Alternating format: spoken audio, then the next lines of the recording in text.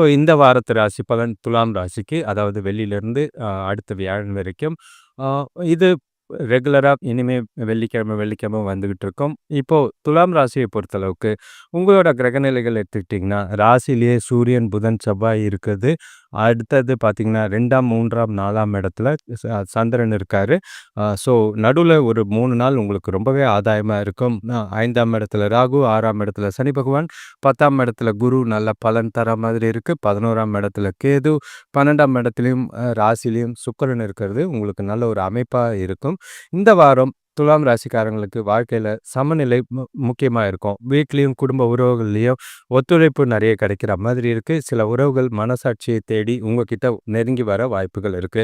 உங்க சொந்த முயற்சிகள் மூலியமா, நேர்மையான அணுகுமுறை மூலியமா வாரம் முழுதும் பல நிலைகளையும் முன்னேற்றத்தை தரக்கூடிய வாரமா இருக்கு. கடந்த கால தடைகள் மறந்து புதிய வாய்ப்புகள் தோன்றும்.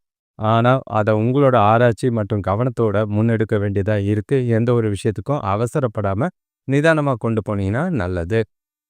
வேலை தொழில பொறுத்தளவுக்கு வேலையில அ கூட வேலை செய்றவங்களோட அனுசரிச்சு போறது நல்லது. பொறுப்புகள் கொஞ்சம் அதிகரிக்கிற மாதிரி இருக்கும். சில நீங்க போட்ட திட்டங்கள் கொஞ்சம் தாமதம் அடைஞ்சு மனசுல அழுத்தமோ, பிரஷரோ ஏற்படுத்தலாம். ஆனா, உங்க நேர்மையான மற்றும் ஒழுங்கான அணுகுமுறை ப்ரொஃபஷனலா உங்களோட வேலைகள செய்வீங்க. எல்லாத்தையும் ஈஸியா சமாளிக்க அது உதவியா இருக்கும். மேலதிகாரிகள் கிட்ட இருந்து சிலருக்கு பாராட்டு கிடைக்கும். குறிப்பா நீங்க டீம் ஒர்க் பண்றது, நல்ல ஒரு ஒத்துழைப்பு காட்டுனீங்கன்னா, புதிய ஒப்பந்தங்கள், சந்திப்புகள் தோன்ற வாய்ப்புகள் இருக்கு. நல்ல ஒரு முன்னேற்றம் தர வாரமா தான் இருக்கு.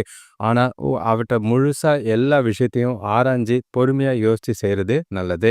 பண விஷயத்த பொறுத்தளவுக்கு வாரம் முழுதும் வ பணவரவு அதாவது அப் அண்ட் டவுன் இருக்கிற மாரி தான் இருக்கு. சில எதிர்பாராத செலவுகளும் இருக்கும். வீணான செலவுகள தவிர்த்து முக்கிய முதலீடுகள சிந்திச்சு மேற்கொள்ள வேண்டியது அவசியம். கடன் விஷயங்கள்ல கொஞ்சம் கவனமா இருங்க. சில சந்தர்ப்பங்கள்ல லாபங்கள் அதிகமா இருக்கிற மாதிரி இருக்கு. குறிப்பா நீங்க முன்கணிப்பு அதாவது பிளான் பண்ணி செஞ்சீங்கன்னா, நல்ல வாரம் முழுக்க சீரா பண நிலைமை இருக்க வாய்ப்பு இருக்கு. அதனால திட்டமிட்டு செய்றது நல்லது. உறவுகள பொறுத்தளவுக்கு இந்த வாரம் சில நல்ல ஒரு சந்தோஷத்துக்கும், ஒரு சில நாட்கள் மிஸ் அண்டர்ஸ்டாண்டிங்கும் ஏற்பட வாய்ப்புகள் இருக்கு. பழைய உறவுகள் அதாவது பிரிந்து போனவர்கள் நெருங்க வாய்ப்புகள் இருக்கு.